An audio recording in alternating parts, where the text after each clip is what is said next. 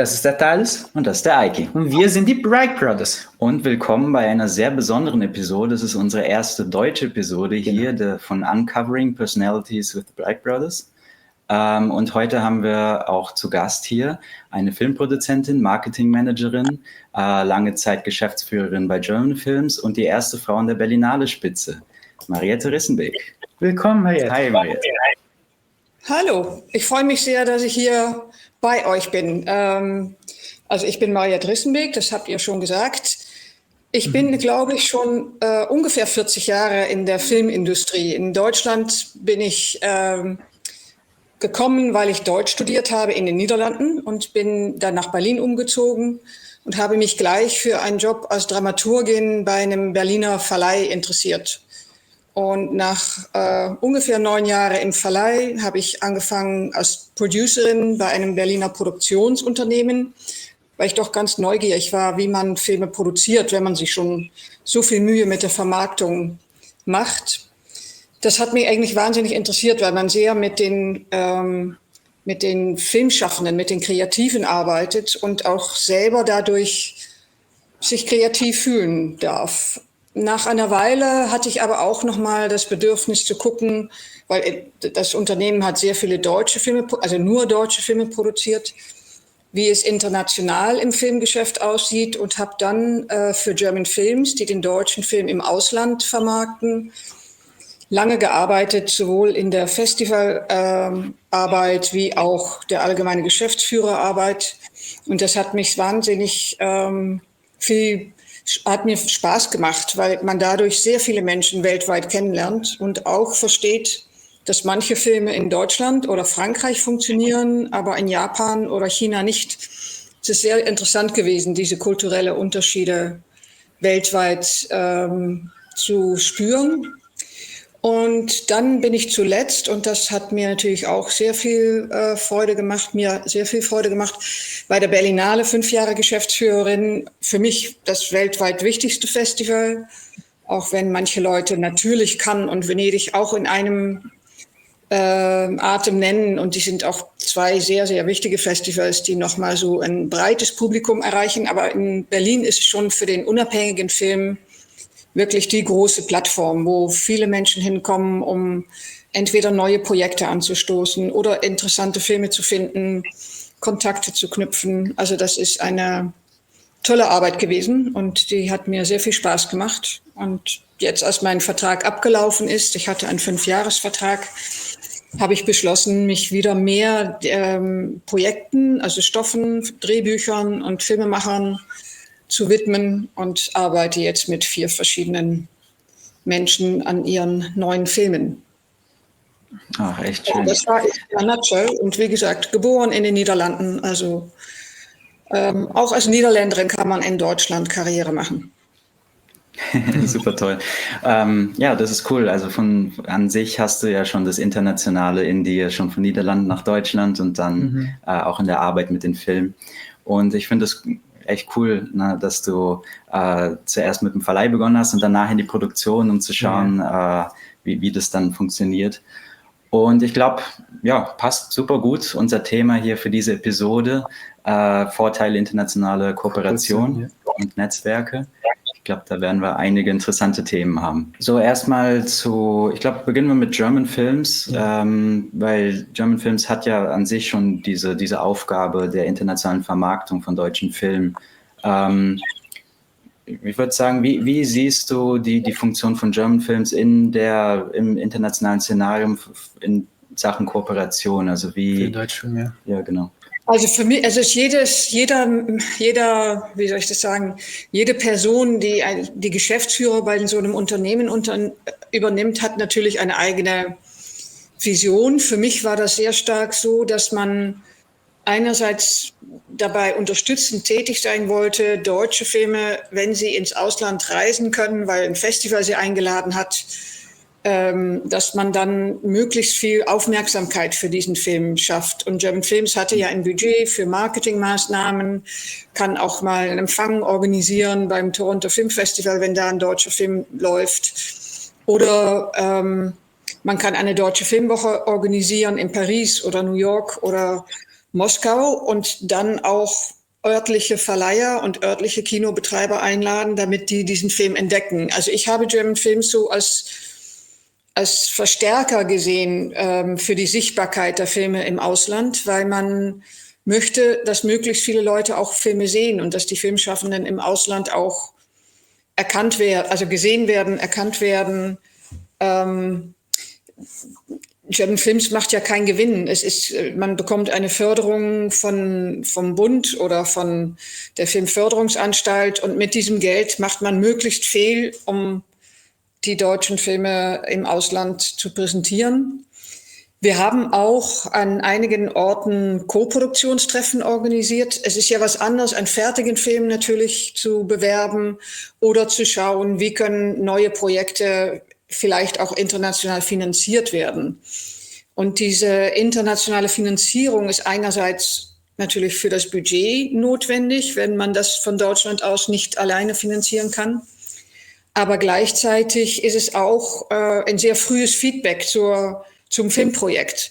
Wenn ein Produzent aus Portugal sagt, ja, das finde ich eine interessante Geschichte, kann ich mir vorstellen, dass in Portugal das Publikum sich auch dafür interessiert, weißt du schon, dass so ein Film ein Potenzial fürs Ausland hat. Manche Filme sind auch einfach sehr lokal. Die haben kein Potenzial, ins Ausland zu reisen, weil sie eine Geschichte erzählen, die zu eng ist oder die zu sehr auf das nationale Publikum ausgerichtet ist oder vielleicht auch nur eine Region. Es gibt hier in Bayern eine Serie mit Komödien, die sehr populär ist dort. Aber diese Serie ist so bayerisch, dass sie nicht mal außerhalb von Bayern in Deutschland gesehen wird, weil der bayerische Dialekt oder der bayerische Humor ist dann doch bayerisch und nicht deutsch. Und so ein Film kann man im Ausland ehrlich gesagt gar nicht positionieren. Und deswegen Co-Produktionen auch oder Plattformen, wo man Co-Produktionen anschiebt, auch nochmal so ein guter Gradmesser zu gucken, hat mein Projekt international auch Chancen. Und mit den wachsenden Budgets und Kosten und immer weniger Einnahmen aus einer Inlandsverwertung, muss man ins Ausland gucken, um zu sehen. Und man will als Filmemacher eigentlich auch, dass ein Film im Ausland gesehen wird. Das hat mich manchmal am meisten überrascht, dass jemand eine sehr deutsche Komödie macht und damit aber dann sich bewirbt beim Festival in Cannes. Das war manchmal sehr widersprüchlich, ehrlich gesagt. Ja, das ist interessant. Wir sagen auch immer, Komödien sind teilweise ziemlich schwer, weil der Humor ist was sehr Spezifisches, Kulturelles. Ja. Und man merkt es manchmal, wenn man Filme von anderen Ländern sieht, dass teilweise Sachen für andere Leute lustig erscheinen, die vielleicht für uns kulturell jetzt nicht so lustig sind. Während man im Drama oft, also wir haben selbst gesagt, Komödien machen, das ist wirklich nur eine große Kunst, weil, also gerade wenn man ein breites Publikum erreichen will. Weil wir sagen immer, dass Komödien, es ist ja sehr spezifisch, zum Beispiel Horror oder Drama kann es mehr universell sein, also es ist mehr international, kann man es besser schaffen, aber Komödien sind, man sagt immer, es kann sehr spezifisch werden, was man lustig findet, ist sehr kulturell, also das ist dann immer viel schwerer, ja. Auf jeden Fall, so Wortwitz ist schon sehr schwierig zu übersetzen. Ja. Also weil Wortwitz sehr stark von einer Sprache abhängt. Es gibt natürlich erfolgreiche deutsche Komödien wie Goodbye Lenin. Das war schon eine Komödie. Das hat sehr gut funktioniert. Aber das sind eher Ausnahmeerscheinungen. Später nochmal Toni Erdmann von Maren Ade war auch sehr erfolgreich als Komödie. Aber das sind die großen Ausnahmen aus Deutschland auf jeden Fall. International, es gibt so französische Komödien, die gerne im Sommer so als leichte Sommerkomödie auch in Deutschland gesehen werden oder amerikanische Komödien, aber ich kann mich nicht erinnern, also spanische Komödien, das sind dann die Almodovar-Filme, die auf ihre Art auch manchmal Komödien waren früher. Also in der letzten Zeit hat er eher Dramen inszeniert, aber auch hier kommen so Komödien aus Italien oder Griechenland nicht rüber oder nicht an, weil die Leute sich da nicht so reinfinden können. Ja, auf jeden Fall. Und ich fand es echt interessant, dass das Thema von Co-Produktion auch um den Markt zu testen. Wir hatten das Gespräch hier mit einer Produzentin in einer anderen Episode, wo im Prinzip die Co-Produktion sowohl als finanzielle Zusammenarbeit gesehen wurden, aber auch als eine Möglichkeit, in mehr Länder zu kommen. Also sowohl nicht nur Markt testen, sondern halt auch dadurch, dass ein Film eine internationale Koproduktion ist, dass es dem Film dann auch Türen öffnet in den Ländern, wo sozusagen dann auch die Produzenten mit beigetragen haben. Und ich glaube, das ist dann auch ganz interessant, so in Hinsicht der Vorteile dann auch der Koproduktion. Ja, auf jeden Fall. Und dann natürlich auch die Auseinandersetzung vielleicht mit dem Co-Produzenten, der dann seinen Blick auf den Stoff gibt. Und vielleicht kann man davon noch was lernen oder kann man die Geschichte noch ein bisschen anhakt, sonst würde das beim Co-Produzenten nicht so ankommen. Und also auch eine Stoffentwicklung ist ja ein Prozess, das ist ja nicht gleich abgeschlossen, nur weil man das Drehbuch einmal fertig hat. Und ich denke, dass man von kreativen und begeisterten Co-Produzenten auch immer was mitnehmen kann und nochmal für den Film auch in der Umsetzung vielleicht anders machen kann. Ja, auf jeden Fall. Wir sagen bei uns immer, dass in unserem kreativen Prozess ist das immer so ein Austausch im Prinzip. Ja. Also einer hat eine Idee und dann wird das diskutiert und ich glaube, das trägt immer viel bei und gerade bei internationalen Koproduktionen kann man dann noch ein bisschen einen Blick von außen dann auch noch mit reinbringen. Ich glaube, das ist immer sehr wichtig, ja. Ja. Wir wollten auch einmal noch über Festivals reden. Wie siehst du die Festivals als Chance für diese Vereinung von internationalen Projekten und auch sowohl als Schaufenster, aber auch als Treffpunkt im Prinzip von verschiedenen Produzenten und Kulturen? Also einmal, es werden sehr viele so unabhängige Independent-Filme gemacht und um für so einen Film eine Aufmerksamkeit zu bekommen, brauchst du ehrlich gesagt ein Festival. Egal, ob das jetzt das größte Festival der Welt Cannes oder Venedig oder Berlin ist oder ob es ein starkes, eher nationales Festival ist oder ein mittelgroßes Festival. Aber so ein Festival hebt diesen Film aus der Masse der vielen Filmen, die es gibt, hervor. Also das ist schon wahnsinnig wichtig. Aber in dem Moment, wo du dann vor Ort bist und den Film vorstellst, hast du ja die Möglichkeit, mit der Presse zu sprechen. Also das ist eine Vernetzungsmöglichkeit. Du hast eine Möglichkeit, vielleicht mit Verleihern in dem Land zu sprechen, mit anderen Produzenten für nichts. Also so ein Festival bietet dann auch eine sehr tolle Plattform, um das eigene Netzwerk nochmal zu ergänzen und zu vergrößern. Also das sind schon zwei sehr wichtige Funktionen von Festivals. Und heutzutage, zumindest hier in Deutschland, kommen immer weniger kleinere, unabhängige Filme richtig ins Kino, also kriegen keine Kinoherausbringung mehr. Und ohne Festival wäre so ein Film dann einfach verloren. Und schon alleine diese Wahrnehmung beim Festival ist dann eine sehr wertvolle Möglichkeit, eventuell nochmal auf den Film aufmerksam zu machen und doch einen Verleih zu finden oder wenigstens eine gute Rezension zu bekommen. Ja, also im Prinzip ein Blick dann auch sozusagen ein Ort, an dem die Aufmerksamkeit auf die Filme gerichtet ist und sozusagen dann die Filme eine Validierung auch kriegen. Ja. Ja, ist okay, interessant. Auf Festivals gibt es ja auch oft, also gerade Zuschauer, die jetzt hier schauen und vielleicht nicht ganz so tief drin sind, auf Festivals haben wir oft auch Markets oder halt im Prinzip Orte, wo die Produzenten sich treffen und austauschen und Geschäfte machen können.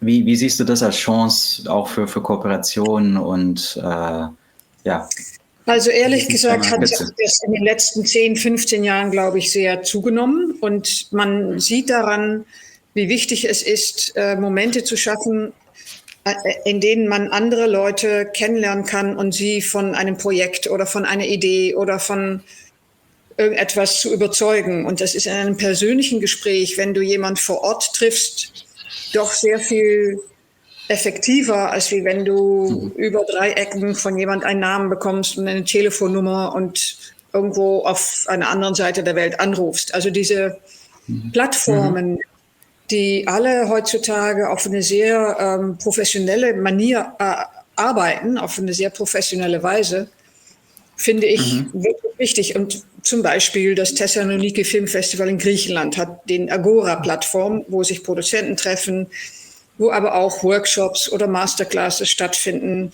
also auch eine Art Fortbildung für die jungen Filmschaffenden. Das Sarajevo Festival hat Cinelink, was eine ähnliche Funktion hat. In Brasilien bei den Festivals gibt es auch solche Plattformen oder Märkte. Also das Sao Paulo Filmfestival hat jetzt in diesem Jahr zum ersten Mal auch ein Work in Progress, was bedeutet, dass Filme, die schon gedreht wurden, die aber vielleicht noch nicht fertig sind und noch Geld suchen, werden da vorgestellt. Dann gibt es eine Jury, die diese Filme beurteilt, aber gleichzeitig sehen dann viele Leute diesen Film und können sich überlegen, ob sie Finanzierungsmöglichkeiten sehen.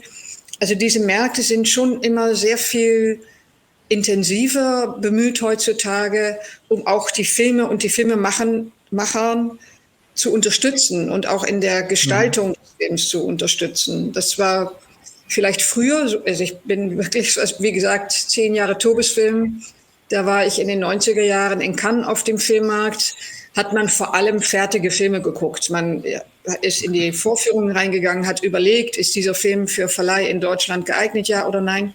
Man hat auch mit amerikanischen Produzenten oder Vertriebsfirmen über deren kommenden Filme gesprochen.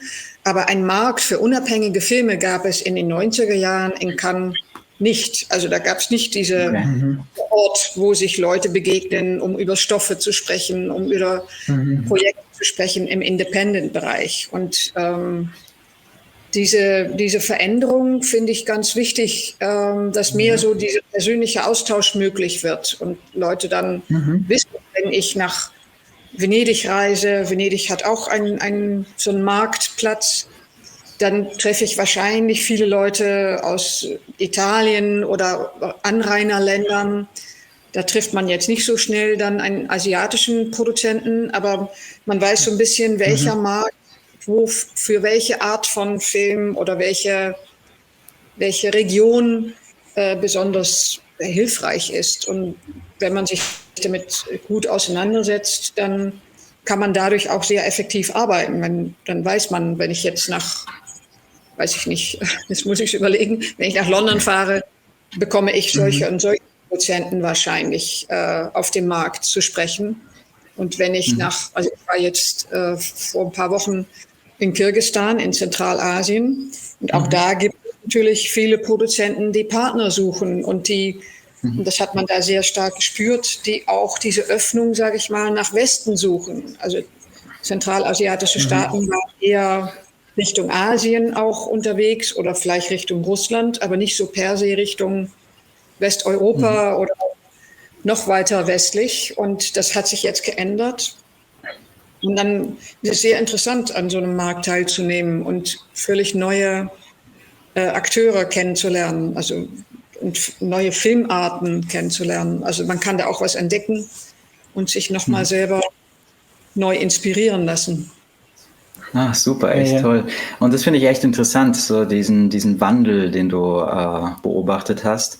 Und ich schätze mal, ich weiß nicht, denkst du, das liegt daran auch, dass wir jetzt im Prinzip auch gerade durch Streamings auch jetzt mehr eine Chance haben, an Filme von anderen Kulturen ranzukommen. Also gerade jetzt in Streamings haben wir oft die Chance, eine Serie aus Italien oder auch... Früher hatte man nicht den Zugriff, aber mit den Streamings hat man jetzt viel mehr Auswahl von internationalen Serien zu sehen, die dann auch international Erfolg haben, wie Squid Game oder La Casa de Papel. Also das hat sich vielleicht mit den Streamings auch entwickelt, dass man einen globalen Blick hat als früher, ohne die Zeit mit dem Internet.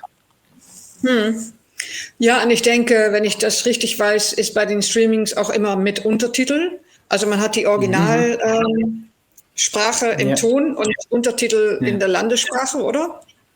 Ja, das finde ich echt toll. Also wir schauen immer alles. Nicht viel besser als auf Deutsch oder Französisch oder Spanisch nachsynchronisieren, weil für mich die Sprache und wie ein Sprachduktus ist, das gehört zum Film Charakter dazu. Ja, es gehört zu der Performance dazu. Ja, wir sagen das immer, das sprachlich, dass man es im Original immer, es ist viel besser, wenn man es im Original anschaut, weil es hat alles damit zu tun, also die Performance von den Schauspielern, alles, es ändert sich, wenn man es nicht im Original anschaut. Also es ist authentisch, wenn man es in der Originalsprache anschauen kann. Und das ist cool, das ist sehr gut, dass man diese Chance hat. Ja, und es ist auch schön, dass man dann auch mit anderen Kulturen und anderen Sprachen in Kontakt kommen kann, was ja auch ganz gut ist. Ja. Und ja, auf jeden Fall sehr interessant und vor allem auch, dass jetzt gerade so Independent-Filme auch eine Chance haben, an Leute kennenzulernen und im Prinzip Produzenten zu finden, die es dann auch produzieren. Fand ich interessant, so deine Sicht über diesen Wandel der letzten... Ja, also ich fand den Wandel schon, es ist sehr bereichernd, würde ich sagen, wenn du mit einem Produzent gemeinsam über seinen Stoff sprechen kannst. Also im Verleih, nochmals, als früher, man ist in eine Vorführung gegangen, hat einen Film gesehen und denkt dann eigentlich nur, kann ich diesen Film in Deutschland rausbringen? Wie viel Garantie kann ich zahlen? Wie viele Zuschauer denke ich, dass ich machen kann?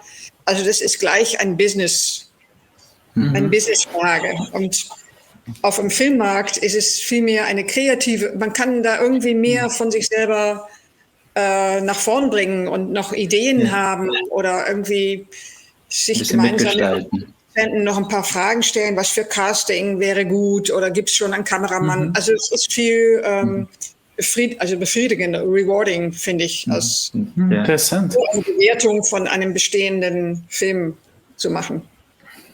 Ja, das ist schön. Ja, irgendwie kann man da noch was beitragen. Das kann ich mir vorstellen. Das hat irgendwie noch was extra, was Besonderes.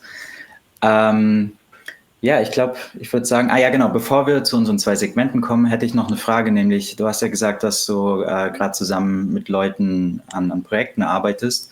Wie ist da so deine Vorgehensweise, gerade in Bezug auf internationale Kooperationen? Ja.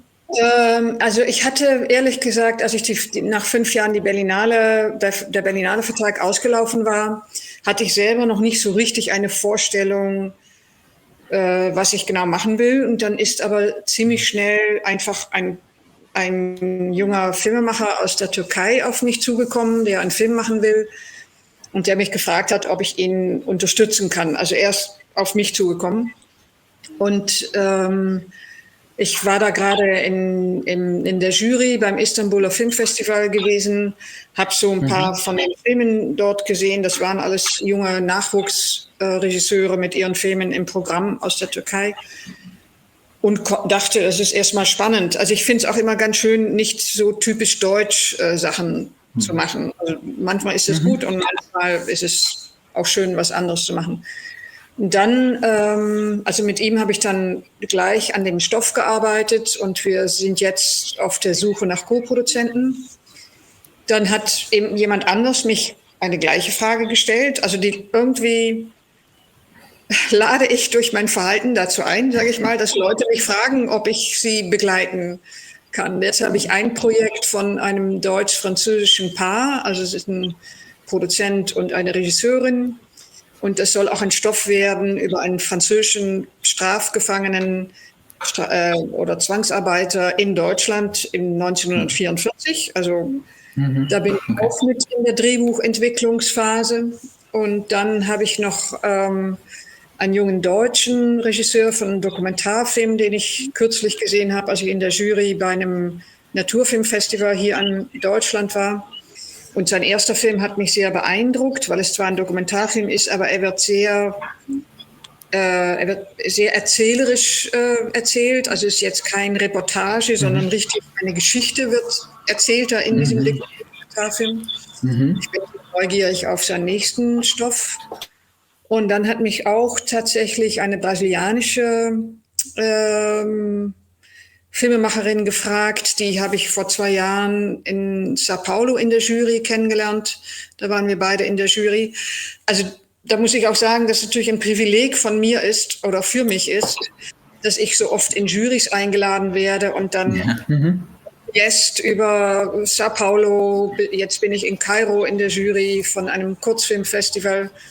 Man lernt dadurch Leute Jurymitglieder, mit denen man in der Jury ist, immer gleich gut kennen. Ich war in Vietnam letztes Jahr in der Jury, da habe ich auch eine tolle Filmemacherin kennengelernt. Und so kann man dann sehr schnell für Menschen, die dann Kontakt zu Deutschland suchen, ist man dann schnell so ein Anker oder wo man denkt, kenne ich jetzt, weil wir 10 Tage zusammen im Kino saßen und dann traut man sich leichter zu fragen. Ach, das ist ja schön. Ja, es ist wirklich auch eine gute Chance, Netzwerke zu bilden und Leute kennenzulernen. Ja. Und das ist echt schön. So, ich würde sagen, wir gehen zu unserem Segment, unserem ersten Segment. Das ist der magische Zeitspiegel. Und da überlassen wir hier dir den Platz, wo du der jüngeren Mariette in der Vergangenheit eine Nachricht oder einen Hinweis oder irgendwas hinterlassen kannst. Also wenn ich ehrlich bin, würde ich sagen, du kannst ruhig ein bisschen frecher sein.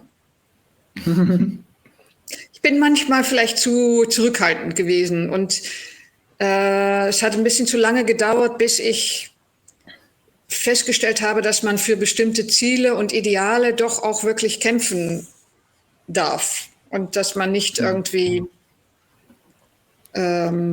so eben zurückhaltend bleiben soll. Manchmal muss man auch mal sagen, aber dieser Stoff ist jetzt wichtig oder dieser Aspekt in dem Film ist wichtig und ich möchte, dass das auch mitbedacht wird.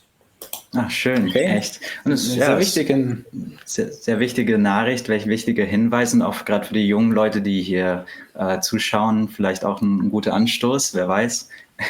Also man kann frecher sein, sehr genau, frecher sein. Wir sagen immer, wir sind manchmal vielleicht sehr frech, weil wir die Leute einfach anschreiben und wie wir es bei dir auch gemacht haben. Das gehört auch dazu. Man muss den Mut, also man sollte sich nicht selber von vornherein einschränken und sagen, ach, das wird eh nichts oder die denkt, ich bin doof oder so. Wenn man überzeugt ist, dass was richtig ist, dann darf man auch den Mut haben, das umzusetzen oder dafür einzustehen oder das einzufordern. Ja. Das merken wir gerade so, also im Vergleich Deutschland-Brasilien oft, dass in Deutschland manchmal die Leute viel mehr Angst haben, einen Fehler zu begehen oder sich zu blamieren und oft sind die Leute auch, also gerade wenn man jemanden ansprechen möchte oder irgendwas, freuen sich die Leute auch, wenn man so einen Kontakt kriegen kann. Also wer hier zuschaut, seid frech. Guck, Mariette hat den Hinweis gegeben. Natürlich immer freundlich bleiben, aber Also man kann auf eine höfliche Art frech sein, sage ich jetzt mal. Genau. Ja, höflich frech.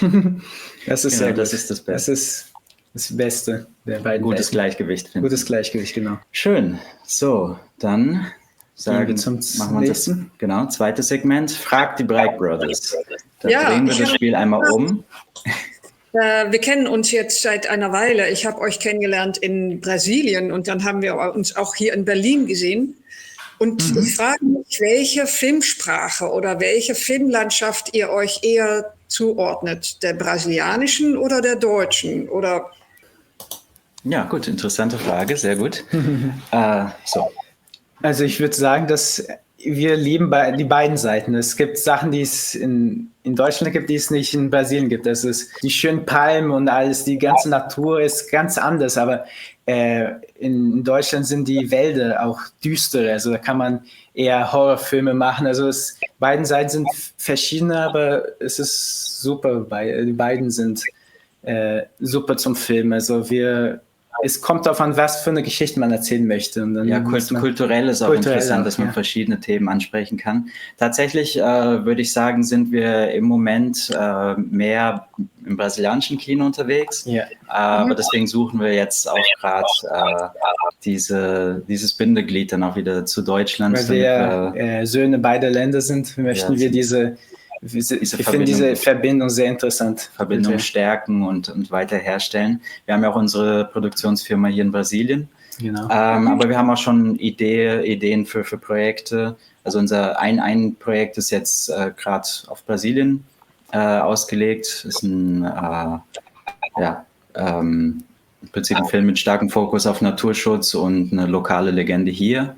Aber im Prinzip ist die Idee, das war sogar das, was wir in Berlin einmal kurz angesprochen haben. Und dann haben wir auch eine andere Idee, aber die ist noch ganz am Anfang. Das ist noch keine Realität. Aber das wäre tatsächlich eher ein Film für Deutschland, weil es gerade eine wichtige Thematik in Deutschland anspricht mit der Leistungsgesellschaft und psychologischem Mental Health. Und ja, also im Prinzip versuchen wir dieses Bindeglied eher herzustellen, aber wir sind so ein bisschen im Moment mehr in Brasilien tätig. Aber dadurch, dass wir jetzt hier unsere erste deutsche Episode haben, suchen wir hier diesen Platz auch noch. Ja, spannend. Ich würde sagen, bevor wir hier zum Ende gehen, wollen wir dich bitten, hier einmal jemanden herauszufordern, von den Bragg Brothers entdeckt zu werden. Für eine nächste Episode, Genau, wer soll in der nächsten Episode mit uns sprechen? Also tatsächlich ist das jemand, der auch eine lange Reise hinter sich hat. Er wurde geboren in Guinea-Bissau in Afrika, hat dann, denke ich, länger wahrscheinlich in Portugal, in Lissabon gewohnt, war dann eine Weile in Brasilien, dann in Deutschland, hier in Berlin, hat die Hauptrolle in einem Film gespielt, Berlin Alexanderplatz, und ist jetzt selber als Kurzfilmemacher, als Regisseur und Produzent unterwegs. Er heißt Welket Bungé. Super. Also ich glaube, das wäre auch ein total interessanter Gast. Auf jeden Fall. Auf jeden Fall. Also wir werden ihn anschreiben und dann hoffentlich in der nächsten Episode hier bei uns haben. Ja, schön. Also Mariette, freut uns sehr, dich hier bei uns, mit dir hier ein bisschen gesprochen zu haben. Und wenn du möchtest, kannst du noch eine letzte Nachricht ans Publikum richten oder irgendwas sagen, falls irgendwie noch was übrig geblieben ist. Also für mich ist Film wirklich ein Format, was viele Menschen emotional berühren kann, wenn es gut gemacht ist. Und ich freue mich darüber, mit anderen Menschen im Kino zu sitzen und zu sehen, wie das auf andere Menschen wirkt. Und es verändert dann manchmal auch meine eigene Wahrnehmung und zeigt mir, dass Film bis heute ein Mittel, ein Format ist, was verändern kann in dieser Welt oder in dieser Gesellschaft. Und ich wünsche mir, dass das so bleibt. Ja, also ich wünsche mir ganz viele Filme.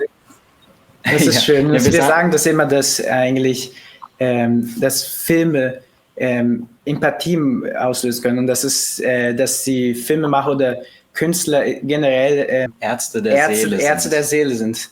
Das ist ein Heilmittel für die Seele. Also die Kunst ist ein Heilmittel für die Seele und Filme können das zutiefst machen. Sie schaffen es mit viel Empathie zu herausfinden. Ja, absolut. Okay, also vielen Dank nochmal für dieses tolle Gespräch. Toll. Und genau, wir hinterlassen hier unsere Social Medias und von der Mariette haben wir auch hier Instagram. Und genau, also ciao, bis zum nächsten Mal. Ciao. Tschüss.